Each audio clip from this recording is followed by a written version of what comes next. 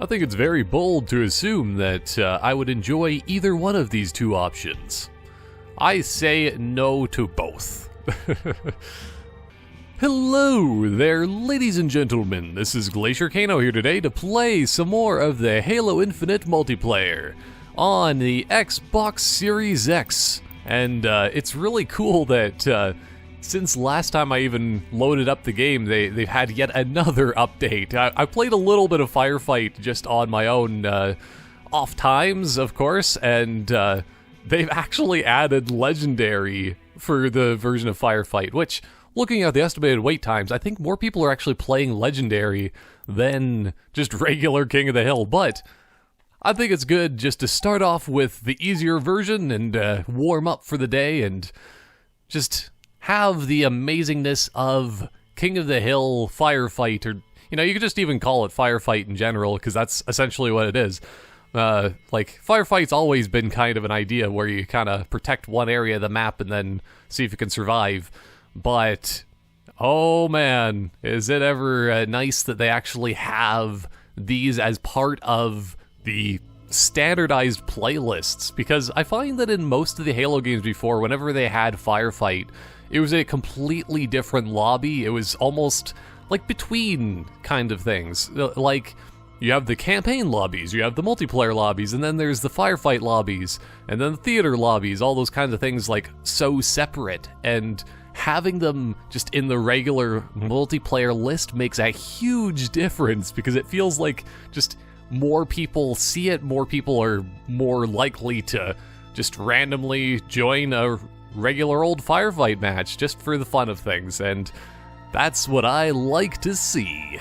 Oh man.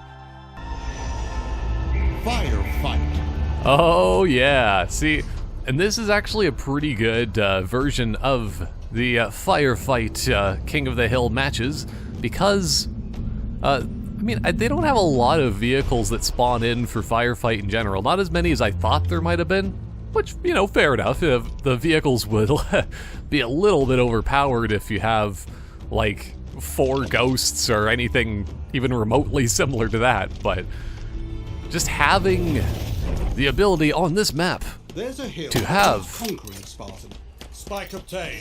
a, pretty sure there's a Gungoose over there. That's what I'm trying to say. So I think, actually, the best option to start with, yeah, let's at least capture this and just protect it a little bit until my teammates get here. And then, once they are in the know, I'm going to just run across the map. Like, I don't think that anybody's gonna care that I'm taking a bit of a detour.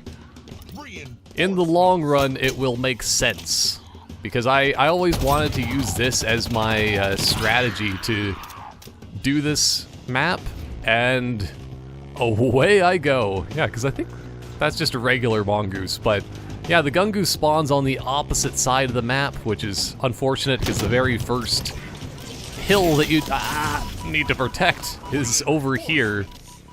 But if you just go at the right timing, it all is perfect. Perfect, I say. Like, I just love that they all use the well, I always want to call them grav lifts, but they're more like man cannons. Oh, here we go. Because, like, this man cannon just makes it, like, all so perfectly lined up for free kills. Like, if you have a precision weapon, you can just get, like, 5 pops in a row for these little grunts, and then they are all very nicely quenched with their thirst. That's what they're doing, of course. But, yeah, I'd say that this new strategy that I am starting to do on this map is well worth it. Because still, they always start the Firefight with, like, the quick-to-kill grunts, and they use up all your precision weapon ammo. But if you just take a detour to begin with, oh boy. Yeah, this might be enough to, oh no, kill everything and survive. Aw, man. I just was hoping that my teammates would be doing a little bit more. Just take out the shock guys, that's all I ask.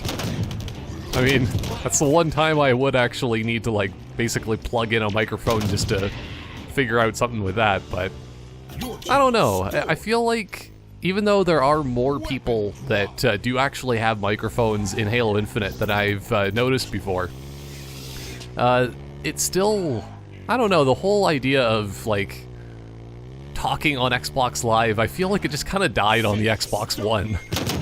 And for good reason, because if you tried to talk on that console, or even the Xbox Series S or X now, I'm pretty sure it's the same sort of thing where, like, it just doesn't appear, or like you can't hear it in any of your footage that you record. No idea why they decided to do a different kind of thing. It's like, it's a different version of voice over IP or something. I don't know. I don't know nearly enough of that specific kind of stuff, but just whenever they changed it, it really made it so that nobody wanted to talk on Xbox Live anymore. I mean, I know I felt less encouraged to speak on Xbox Live after that, because if only some people can hear it, what's even the point? I don't know. But still, it's, I feel like it's only been coming back a little bit more just because of the PC connectivity. This is one of those actually very good situations where having PC connectivity, and crossplay is very much encouraged, I'd say, is the Firefight. We need a few very strong sniper men to take out the brutes from long range and whatnot. But yeah, I don't know if there's an easy way of even getting up there. Yeah, I don't think you can with a vehicle like this. So I was just thinking, like, there must be a different entrance than just this. Uh-oh. Uh-oh. This is gonna end poorly. Oh, man. That's a very awkward camera angle there, too. But it was entirely necessary. It had to happen.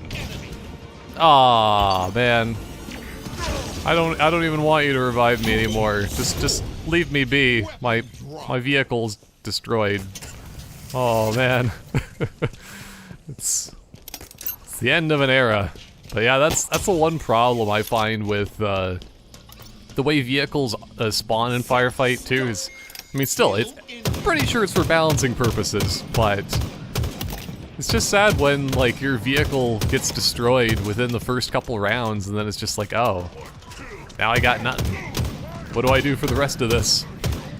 I got so many kills, now I have to do things the old-fashioned way. Uh-oh. I'm gonna save you, sir. I think this is more important, because still, either way, I really like that they did have the whole thing where if you revive somebody, it gives you an overshield for both you yourself and them. So I feel like there's only ever a big advantage to helping other teammates when they go down. Even then, it actually gives you an advantage too to be super aggressive in your firefight action, I find. Because it's just like, if you go down, you just get an overshield. At least if there's enough space to, you know, survive. That's the one problem. Uh-oh. Because when you just have a bunch of guys looking down your barrel, just asking for it, while you're trying to help your teammates, it's just not gonna happen. It's just not. But, oh, that's like a double stick. It was amazing. If you could ever get 2 sticks of gum for the price of 1, I don't know what I'm trying to say here, but good work on this guy that actually has the drop shield there, kind of thing, because oh no. Gonna need it very soon here.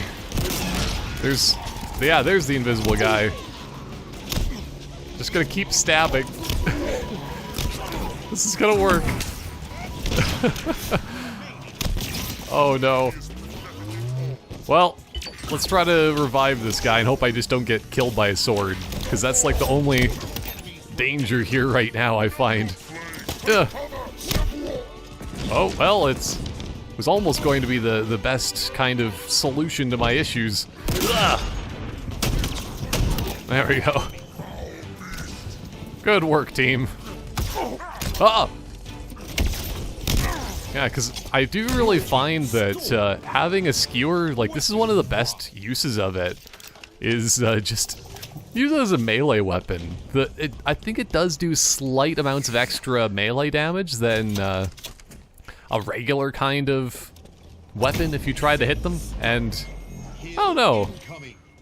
The enemies just seem to, like, they line up because they all want to be stabbed very gingerly with a bayonet on the end of that thing.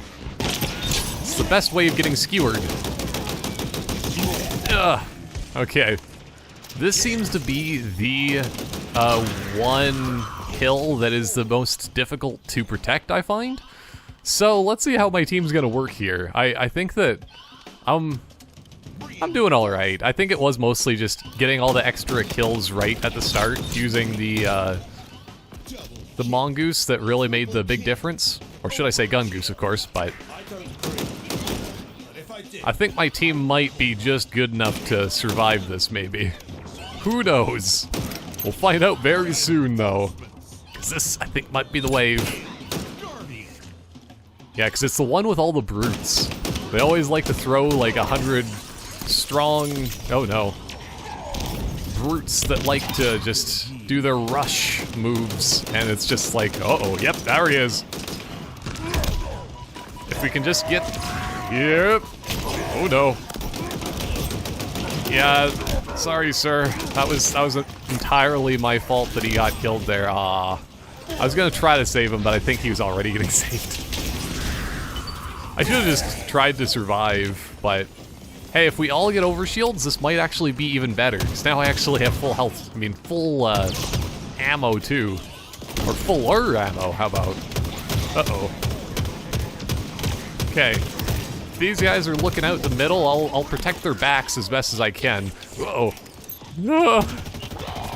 But still, I think this is the main reason why I do enjoy Firefight as much as I do, though, is that, like, it's just so intense when there's just so many different enemies that can just, like, appear out of nowhere. With, like, all the brutes rushing in and stuff like that, because, like... It's almost like you have a 4-player campaign, but still, it's nice that they have all of the multiplayer maps that you can play Firefight on like this. Like, that might be another reason why they just kind of did Firefight King of the Hill, because, like, it's just an easier way to implement it into the multiplayer, and hey, I actually really enjoy that kind of thing. Well... Yeah, let's throw as many explosions onto him as possible, sir. Ugh. There we go. Oh, just getting knocked down too quickly. Just need to be more careful. But yeah, it's like you're playing campaign, but not. It's the best of both worlds. In some sort of strange way. I don't know why it happened. I don't know how it happened. But... person that decided to make Firefight like this is still someone that I really appreciate in the 343. There's obviously had to be one specific person that made the decision. That's the way it works, right? Game development is only done by one person. Hideo Kojima makes his games all just by himself. No help needed. Oh, yep, here we go. I was really hoping those brutes were actually gonna run into my grenades. Didn't really work as planned, but it's fine. There we go. Now I think it's just smooth sailing. Because once you get to this specific place to defend from, you're pretty solid. Because, like, I don't know, most people would have a good enough amount of ammo for precision weapons by this point. You know, you probably got downed like 5 times in a row. I know it pretty much happened to me, so... You just kind of stand up here, Or, you know, still you have a couple people on that storage container, you got a couple people on this one, and... Uh-oh. This is worth it. And then, yeah, you just kind of defend the hill as best as you can. Uh-oh. But, yeah, I think, like, maybe that's another reason why I was gonna say that, like, I really appreciate this version of Firefight because of the fact that, like, you know, they have elites and brutes together fighting. You know, it's not that impressive of a thing if you really think about it, because that's kind of, you know, it's the way it was in the campaign, of course, but, you know, just in terms of, you know, Halo in general, uh-oh. Yeah, this might not end as well as I'm hoping. Uh-oh. This can kind of work. But yeah, it's like, there was never a version of Firefight previous to this, I don't think, that actually had both brutes and elites, so I don't know, I still find it's like, it's a unique version. And I like it.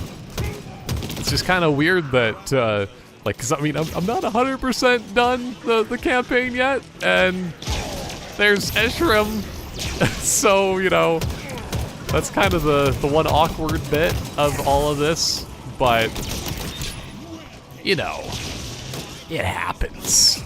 Uh-oh. Let's try to save this guy before it's too late. Oh no! Oh, why? Okay. That's what I was looking for. We gotta have all of our guys up. As much DPS as possible on this evil brute. But yeah, that's what I was gonna say, is that they have like all of the new enemies basically from the campaign in this Firefight, which is still funny because they really only just like added the skimmers to this game for at least like new kinds of like straight up Covey / well, I mean, it's banished forces in this game specifically, but yeah, they added bosses like this too, which is still just kind of a little bit awkward because you know, I'll beat the final boss one point. I mean, I'm assuming that Esherim's the final boss. It's hard to know for sure, but I wasn't sure either if, like, if he was actually invincible with his shield up like that, or if it was just like, yeah, something we could just shoot through, but I think it's probably safe for me to just respawn the natural way at this point. Nobody really needs to save me. Oh, or this guy is trying to save me. Oh! Okay. Let's try to just survive. That's the biggest thing. Make sure that we can get everybody up and running. Still, as I was saying before, it's about the DPS here. And at least he's, like, focusing on me. Oh, no. Because then I at least can do this. Wow, that was really bright. It's like there was somebody that was just shoving a very nice, like, uh-oh. Yeah, I knew that was gonna kill me. I should have tried to, like, grapple shot my way away. Oh, well. But, yeah, somebody was shining a giant UV light or something in my face. Oh, boy. Yeah. I mean, still, this was a pretty decent team, I gotta say.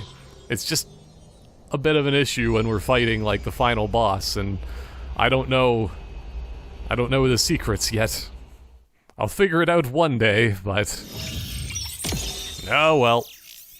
I still feel like we did a good job, everyone. Let's even just see how many times I died, because, like, yeah, 5 deaths, 4 revives, so... like, we were all helping each other quite well, just in general, but, like, still, what are you gonna do? We all had really good accuracy, too. I'm really surprised at that. My accuracy is usually like 30%, I thought. Because, you know, if you're only hitting 1 in every 3 shots, you're doing okay if you have, like, an assault rifle, but... We'll win the next one. That was a difficult one. Playing on launch site for Firefight King of the Hill, even on the easy difficulty, in quotation marks, it's a challenge. So, still, I am proud of us. Good work, everyone.